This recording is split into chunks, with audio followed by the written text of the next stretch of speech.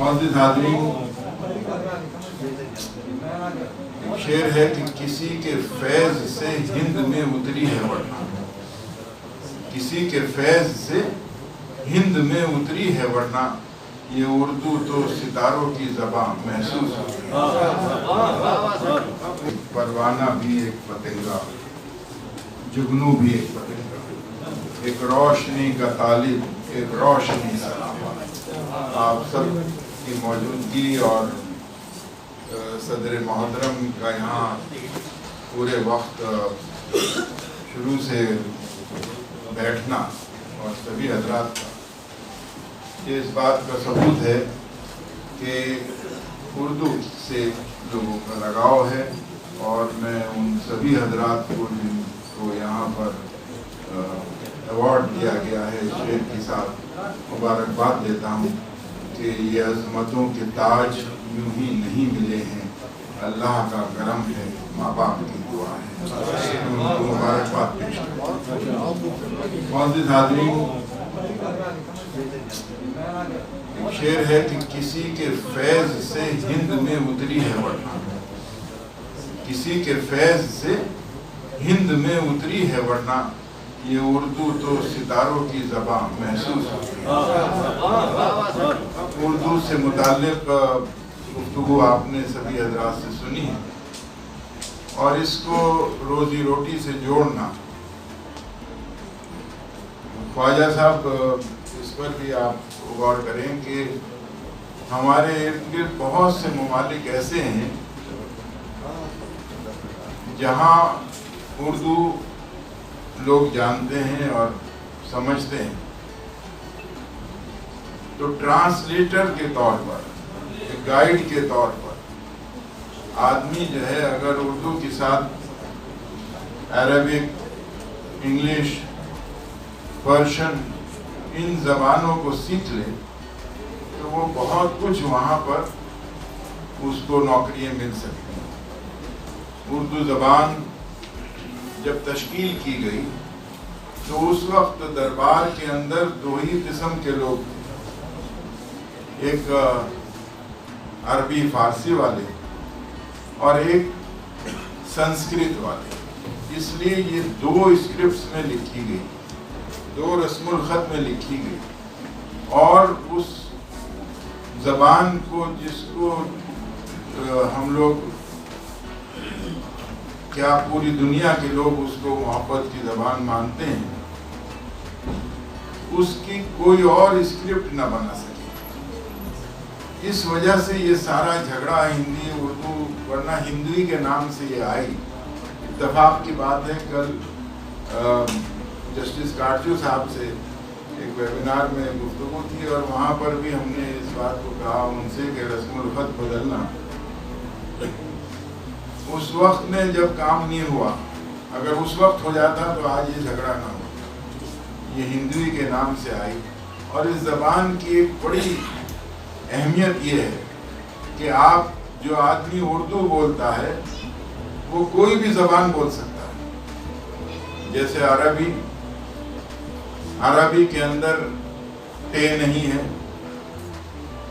پے نہیں ہے، وہاں پیٹرول نہیں کہہ سکتے، وہ پیٹرول کہتے ہیں۔ اسی طرح سے ہندی کے اندر وہ الفاظ نہیں ہیں جو، وہ ایک شعر ہے کہ تلفظ کی خرابی زمانے کو جمانہ کہہ رہا تھا، بیٹا عاشق فسانہ کا فسانہ کو فسانہ کہہ رہا تھا۔ تو وہاں یہ ساری دشواریاں سامنے آتی ہیں۔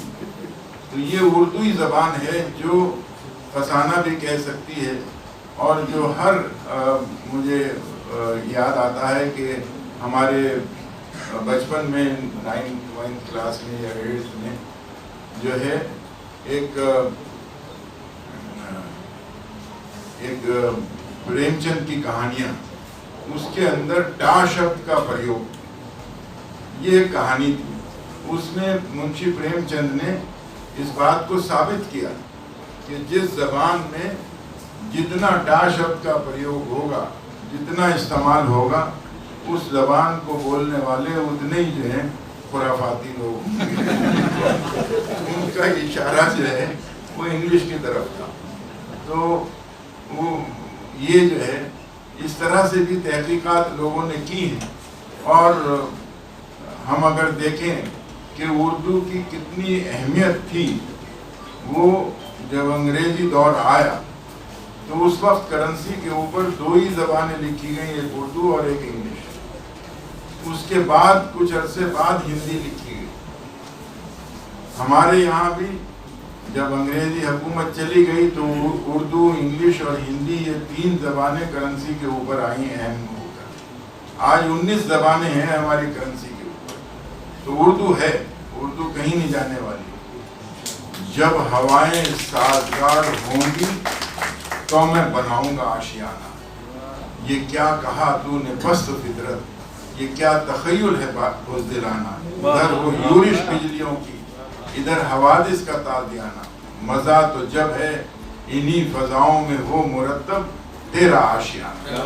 تو یہ جو ہے ہمتیں چاہیے. آپ کو میرے خیال سے 50 روپے بھابھی نے کسی اور وجہ سے دیے ہوں گے، آپ مجھے وہاں خرچ کرے، اس لیے انہوں نے کہا. آپ ایسی بات رہتی تو کہیں نہیں سکتی، ہمیں یقین ہے اس بات کا. یہ تو آپ کی حوصلے کی بات ہے کہ آپ کچھ کی محفل میں کہہ دیتے ہیں، لوگ سن لیتے ہیں. آپ کو کسی اور کام کے لیے دیے ہوں گے، آپ وہاں سے اٹھا لائے تو انہوں نے کہا کیا جگہ سنبھالتا ہے. تو بہرحال یہ جو ہے حوصلہ والے لوگ بہت کم ہیں جو اس طرح سے وقت ہی کو جو بدل دے وہ ہے انسان عظیم. وقت ہی کو جو بدل دے وہ ہے انسان عظیم. وقت کی ساتھ بدلنا کوئی کردار نہیں. ایسا حوصلہ چاہیے. اور آج کووڈ کے دور میں آپ نے یہ مجلس قائم کی، اس کی بھی میں تمام منتظمین کو مبارکباد دیتا ہوں، سید صاحب کو بالخصوص کہ وہ اس طرح سے یہ بھی ایک اردو کے فروغ کے لیے. دیکھیے ہم نے تو اپنے گفتگو میں وہ چاہے انگلش میں ہو، ہندی میں ہو یا سنسکرت میں ہو یا پنجابی میں ہو، اردو کو ضرور ہم شامل کر دیں. کسی کانفرنس میں ہو، کہیں ہو، تو اس کے بعد لوگ جو ہیں وہ یہ کہتے ہیں کہ صاحب اردو تو ہمیں نہیں پڑھنی، اور آپ نے جو ہے یہ بڑے اچھے اشعار کیے اور اس کا ترجمہ نہیں کرتے. ہمیں ہمارے دہرادون اتراکھنڈ کے پہلے گورنر تھے سرجیت سنگھ برنالہ، انہوں نے ایک کتاب لکھی the story of an escape. اب ایسکیپ کی اردو یا ہندی یا کوئی اور زبان میں اس کو بدلنا وہ مشکل ہے. اور اس کے اندر انہوں نے اپنی وہ بادل ریکارڈ انہوں نے کرایا اس وقت میں، تو ان کو Z+ سیکورٹی مل گئی. اس سے وہ عاجز آ گئے، اور ایسے عاجز آئے کہ انہوں نے پھر ایک وقت میں ایک چٹھی اپنی اہلیہ کے نام لکھ کے کہ میں ارجنٹینا جا رہا ہوں اور کوئی پوچھے تو یہ کہہ دینا میں آؤں گا، ابھی گیا. بس وہ بھیج بدل کے نکل گئے. اور اس کے انہوں نے وہ پوری کیا کیا ہوا اس کی جو ہے انہوں نے اسٹوری لکھی. تو وہ انہوں نے انگلش میں وہ کتاب تھی the story of an escape, وہ ہمیں دی. تو ہم نے ان سے پوچھا کہ یہ کسی اور زبان میں بھی کیا لکھی گئی ہے؟ کہنے لگے ہاں پنجابی میں لکھا. ہم نے کہا اس کا نام کیا لکھا؟ کیونکہ اگر اردو میں لکھی جاتی تو بوئے گل اس کا نام ہوتا، کیونکہ وہ ایک فریڈم فائٹر بھی تھے. اور ہم نے اس کی ریویو لکھا، انگلش میں وہ کتاب تھی تو انگلش میں ریویو لکھا، لیکن اس کا آخر جو ہے ایک شعر کے ساتھ کیا کہ نہ ہم قفس میں رکے بوئے گل مثل بوئے گل ہے صیاد، نہ ہم نہ ہم مثل صبا حلقہ رسن میں رہے.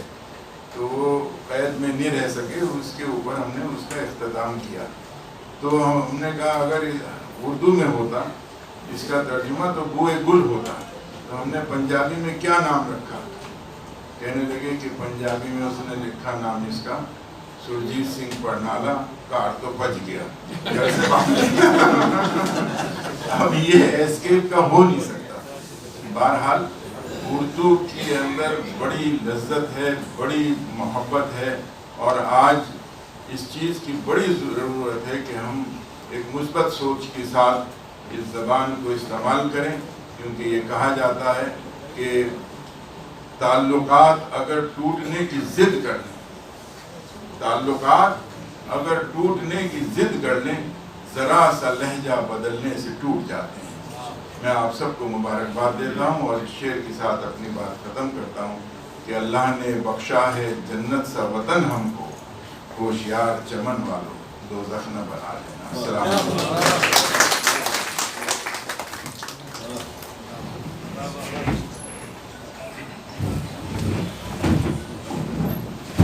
بہت بہت شکریہ جناب ڈاکٹر سید فاروق صاحب خوبصورت گفتگو کے لیے۔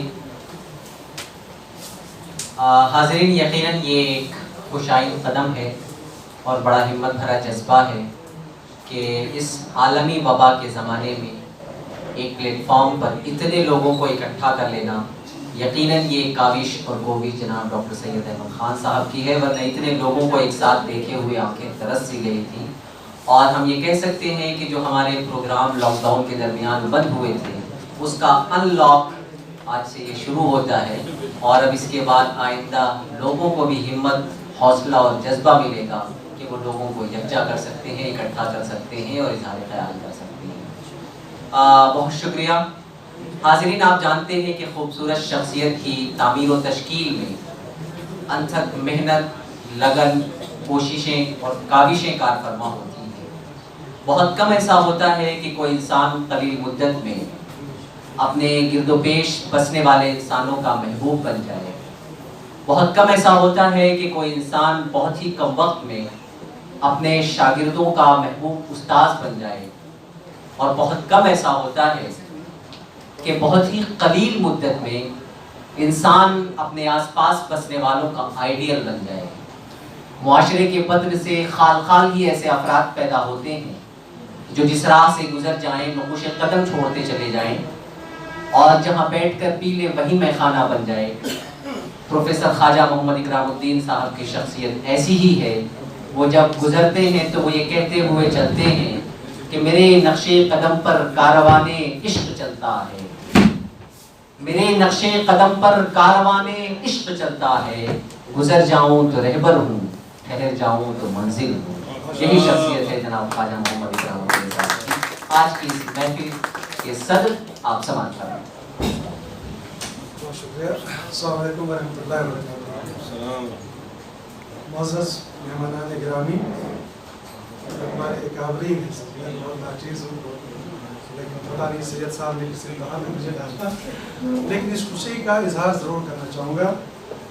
ہم سب دلی میں جانتے ہیں کہ دسمبر کے اواخر سے جو فضا مقدر ہوئی، تو پھر اس کے بعد یہ نصیب نہیں ہوا کہ دلی لوگ ایک ساتھ بیٹھیں اور ہاتھ ملائیں، لیکن آج انہوں نے تحفظات کے ساتھ ہی صحیح لیکن ہاتھ تو ملایا، لیکن دل ملا ہوا تھا، مجھے یہ معلوم ہے۔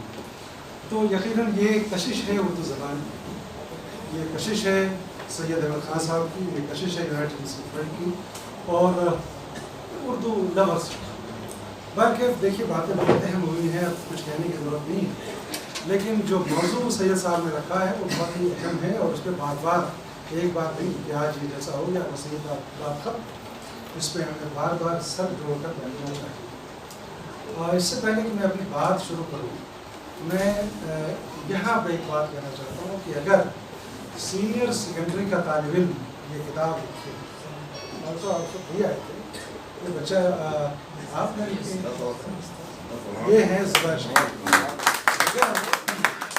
اگر ہماری محفل میں 12ویں 11ویں جماعت کا طالب علم اردو کی ایسی تصویر لکھتا ہے تو کون کہتا ہے کہ ایسی زبان کو خطرہ لائے گی؟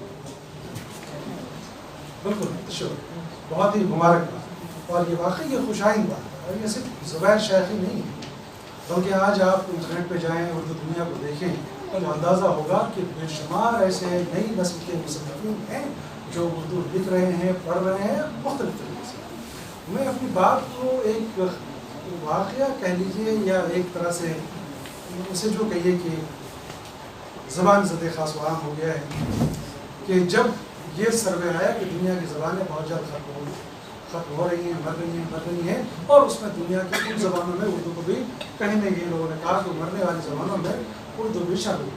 उस ज़माने में एक शख्स जहांगीर शख्स ने एक मजमून और उसमें इस बात का जिक्र किया कि दुनिया की अगर सारी ज़बानें इतनी तेज़ी से मरने लगेंगी जैसा कि सर्वे में कहा गया है, तो मुझे यकीन है कि आखिर में बचने वाली 5 ज़बानों में एक ज़बान बंगाली है।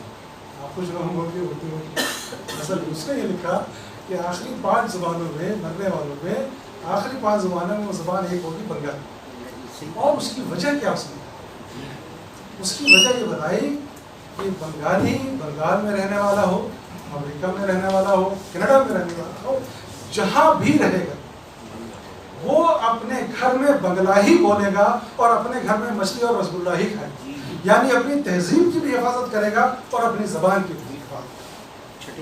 बहुत बड़ी बात है। और मैं इस बात को इसलिए दोहरा रहा हूँ कि जब हम उर्दू ज़बान की बात करते हैं तो सिर्फ ज़बान की बात करते हैं, बिल्कुल नहीं।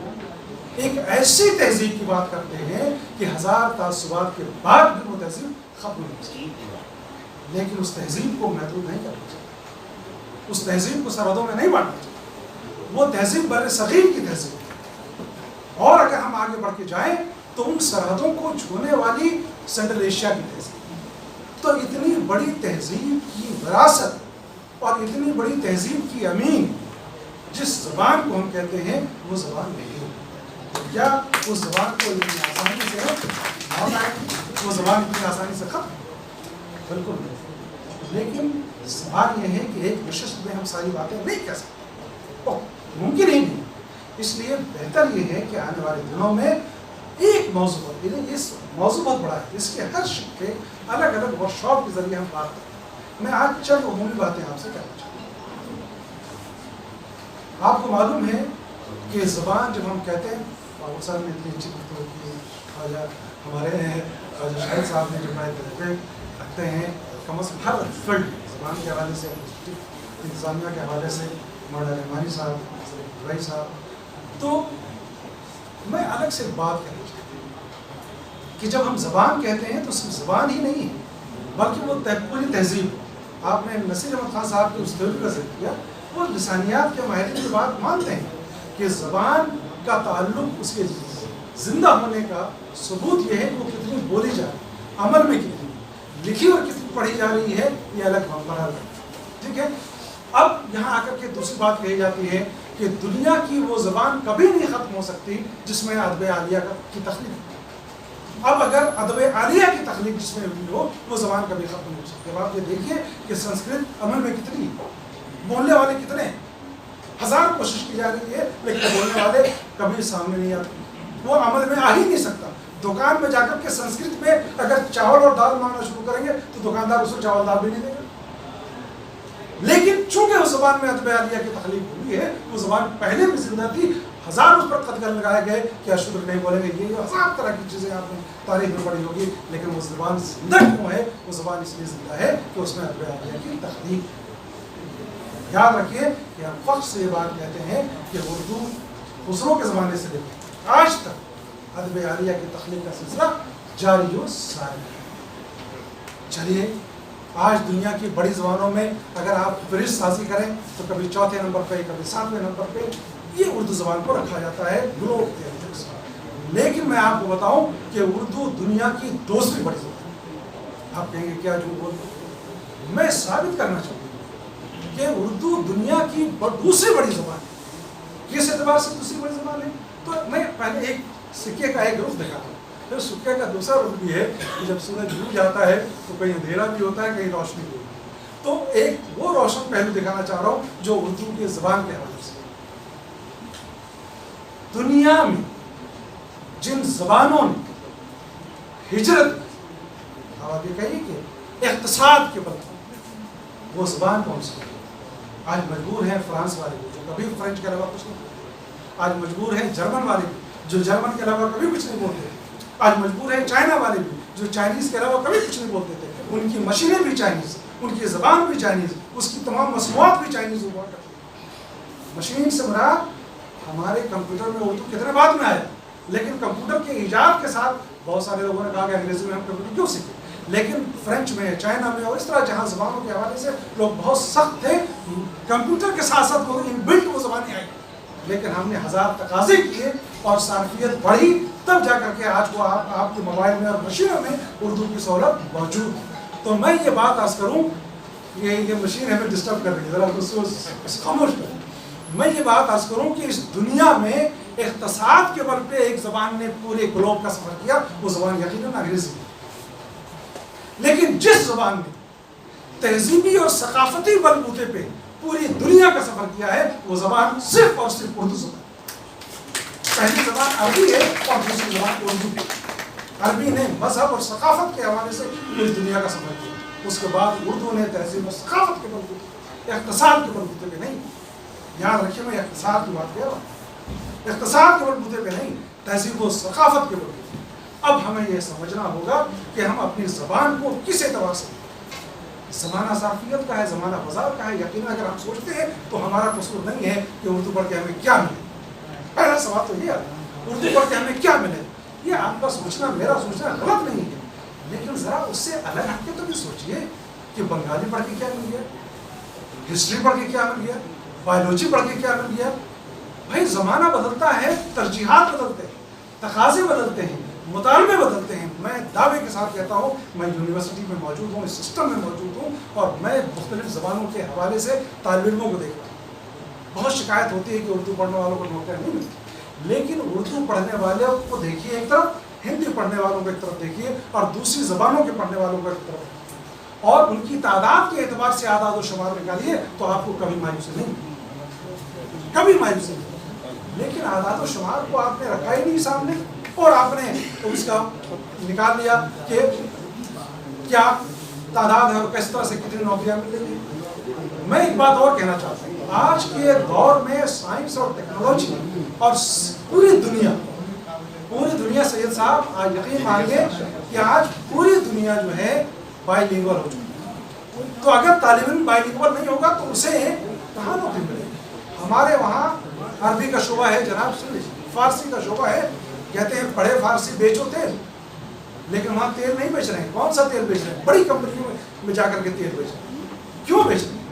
فارسی جاننے والوں کی ضرورت ہے ملٹی نیشنل کمپنیز میں، عربی جاننے والوں کی ضرورت ہے ملٹی نیشنل کمپنیز میں۔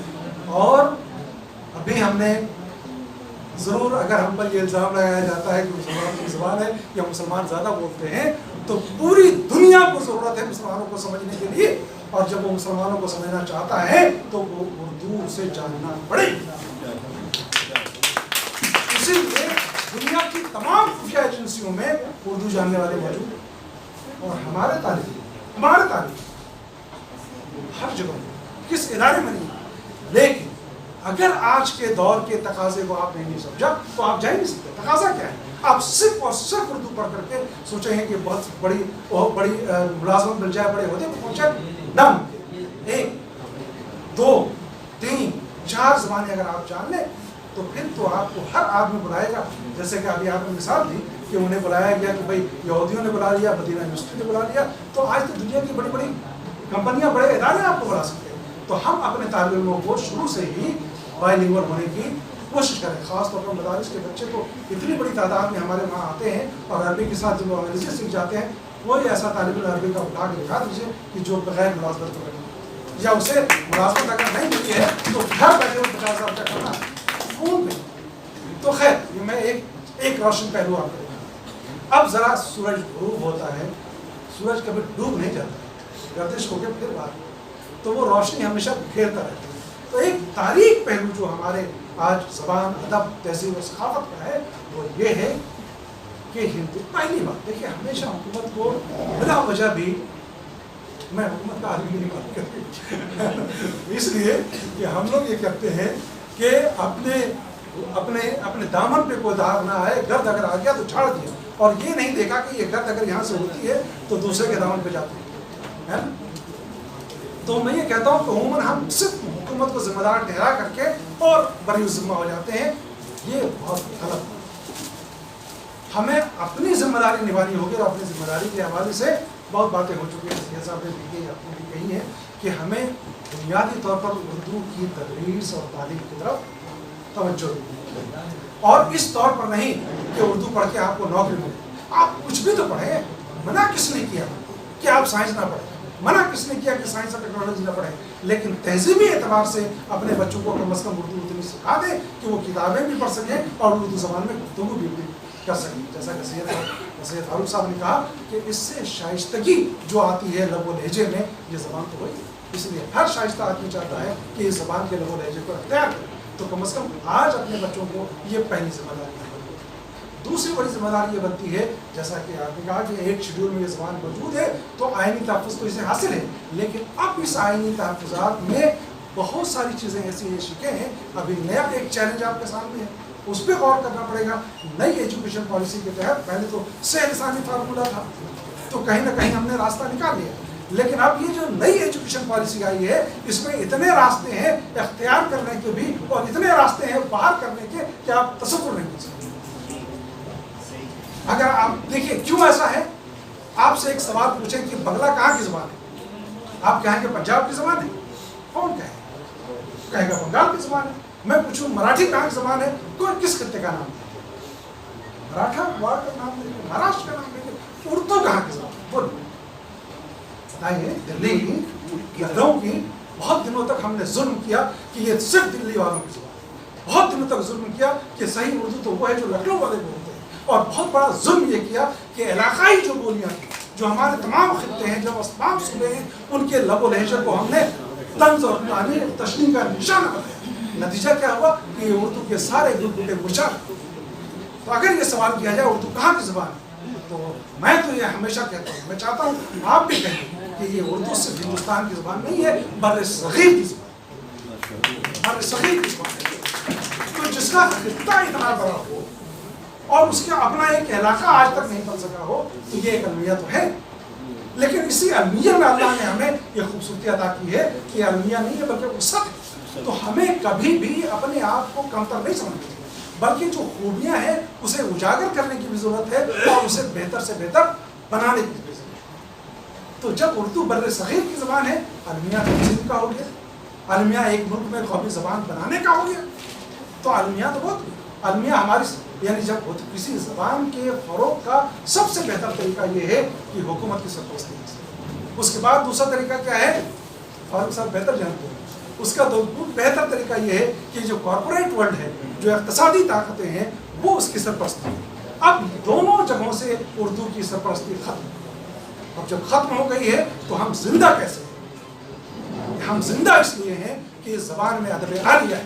ہم زندہ اس لیے ہیں کہ اتنے وسیع پیمانے کی یہ زبان ہے کہ دنیا کی کوئی دوسری زبان ہی نہیں ہے ایسی کے بعد کہ جس کا مادر وطن اتنا وسیع ہو. بر صغیر جیسے سب کے خطے تو چھوٹے, فرانس, فرینچ, جرمن ہے نا, اسپینش کو چھوڑ دیا تو بہت بڑا ہے نا, سب کے خطے اتنے چھوٹے ہیں, لیکن اردو کا خطہ اردو گرامر میں اتنا وسیع ہے. تو اس وسعت کو سمجھنا پڑے گا, اور اس وسعت کے ذریعے ہم دیکھیں, میں ایسا نہیں کہ بہت خوش فہم ہوں, میں بہت خوش فہم ہوں ایسا بھی نہیں, حقیقتوں پہ نگاہ ہے. لیکن اس مختصر محفل میں نہیں چاہتا کہ صرف اور صرف مایوسی ہو. عام طور پر آج کی گفتگو کا یہ فیشن بن گیا ہے اور اس فیشن نے تباہ کیا ہے. اور میں صرف دو مثالیں دوں گا سید صاحب کہ ہمارے معاشرے کو کس نے تباہ کیا. اور یہ کہا گیا کہ ہمارے معاشرے میں سب سے کمتر آدمی کون سمجھا جاتا ہے, جسے سب سے برتر اعلیٰ مقام ملنا چاہیے. ہمارے علماء سب سے اعلیٰ مقام ملنا چاہیے. لیکن جہاں بھی جاؤ, ارے مسجد کے مولوی نے تباہ کیا, ارے امام صاحب نے تباہ کر دیا. اس مفروضے نے ہمارے معاشرے کو نیچے سے نیچے پہنچا دیا. اور یہ جملہ فیشن میں شروع ہوا. کبھی آپ نے غور کیا کہ کیا سارے امام ایسے ہوتے ہیں؟ سارے جو ہمیں راستہ دکھا رہے ہیں اس کو اگر آپ نے کمتر کر دیا تو آپ کہاں اور آپ کا معاشرہ کہاں. ٹھیک اسی طرح سے ارے اردو پڑھ کے کیا کرو گے بھائی؟ اردو پڑھ کے ہمیں ہزاروں سال کی تہذیب و ثقافت کو اپنے دامن میں سمیٹنا ہے. وراثت کے ہم امین ہیں. اگر امین ہی اس زبان سے محروم ہو جائے گا تو کیا ہوگا اس میں؟ تو ہمیں یہ آج کی محفل میں صرف یہ سمجھنا ہے, مسائل جب ہوتے ہیں تو اس کے ہزار شک ہوتے ہیں, ہزار پہلو ہوتے ہیں, اور ان پہلوؤں پہ یقیناً سنجیدگی سے غور کرنے کی ضرورت ہے. میں آخر میں چند باتیں صرف کہنا چاہوں گا کہ میں نے بنگالی کی مثال شروع کی تھی. بر صغیر کی تہذیب جس دن ختم ہوگی اسی دن اردو زبان ختم ہوگی. اب فیصلہ آپ کو کرنا ہے کیا بر صغیر کی تہذیب اتنی آسانی سے ختم ہوگی؟ جس تہذیب کو ہم ہند ایرانی تہذیب، ہند اسلامی تہذیب کہتے ہیں، کیا ختم ہو سکتی ہے؟ بالکل نہیں ختم. لیکن اگر ہم ایسا ہی چھوڑ دیں گے کہ اپنے آپ یہ خودرو پودے کی طرح ہے، تب تو نہیں. اس پودے میں پانی بھی دینا، اس کی جڑ کی حفاظت بھی کرنی ہے. تو وہ حفاظت کا وقت آ گیا ہے. نیا ایجوکیشن پالیسی جو نئی ایجوکیشن پالیسی ہے، یہ ایک بڑا چیلنج ہے سید صاحب، اور اس کے حوالے سے ہم لوگ کو بہت سنجیدگی سے غور کرنے کی ضرورت ہے. تو قانون نے تو اردو زبان کو حق دے دیا، شیڈول لینگویج میں آ گیا ہے، لیکن ہر جگہ نظر آئے اس کے لیے جمہوری طریقے سے آپ کو اپنے حق کی وصولیابی کے لیے وہ تمام تر جدوجہد کرنی پڑے گی جو دوسرے مسائل کے لیے ہم کرتے ہیں. اللہ ہمارے اندر وہ صلاحیت ادا کرے اور اپنی زبان اور تہذیب کی حفاظت کی طاقت عطا فرمائے. آمین ثم آمین. السلام علیکم ورحمۃ اللہ. بہت بہت شکریہ سر صدارتی خطبے کے لیے. ایک جامع خطبہ ہمارے سامنے پیش کیا گیا. حاضرین، ابھی آپ کے سامنے عالمی یوم اردو یادگار مجلہ اس کا اجرا ہوا تھا. اس کے مجلس ادارت میں کے 2 ممبران شامل نہیں تھے. میں ایک بار پھر ان تمام مجلس ادارت کے ممبران جناب ڈاکٹر خورشید احمد شفقت اعظمی، جناب سہیل انجم صاحب، محمد عارف اقبال صاحب، جاوید اختر صاحب، ڈاکٹر سید احمد خان صاحب، آپ سب سے درخواست کروں گا کہ سر آپ اسٹیج پر تشریف لے آئیں اور ایک بار یہ ایک گروپ فوٹوگراف یادگار مجلے کے ساتھ آپ کے سامنے تمام سامعین کے سامنے ہو جائے، اور تاکہ آپ سے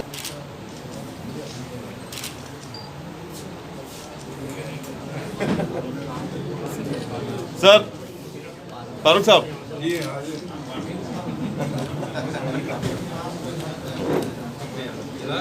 ہو گئے سر.